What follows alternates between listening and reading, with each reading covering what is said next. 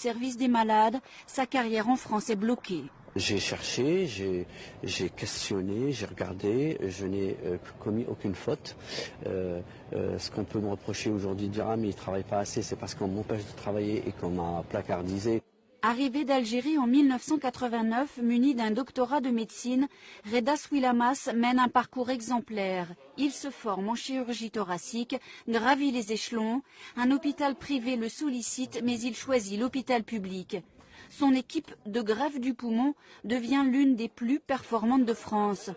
Auteur d'une thèse et de multiples publications scientifiques, il réalise en 2010 une première mondiale en testant cette couveuse à organes. Mais l'ascension s'interrompt curieusement. Si vous voulez, je commençais à avoir une stature de professeur pour pouvoir donc travailler, enseigner, faire de la recherche sans l'étiquette. Et quand vous faites ça, vous êtes très mal vu. C'est un système qui décide un jour de vous marginaliser parce que vous gênez d'une manière ou d'une autre.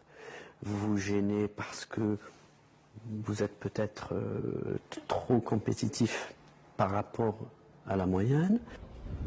L'assistance publique, son employeur, n'a pas voulu répondre à nos questions. Aujourd'hui, à la veille de partir aux États-Unis, où il a signé un contrat avec une fondation de santé renommée, il publie son histoire. Une histoire faite d'excellence, mais aussi de brimades et de discrimination. Je ne suis pas dans les plannings, par exemple, alors que c'est une obligation, d'après ce que je sais.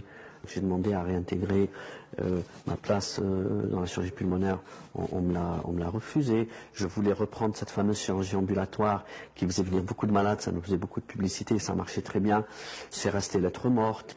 Je ne trouve rien d'autre que, comme m'a dit quelqu'un, mon ethnie.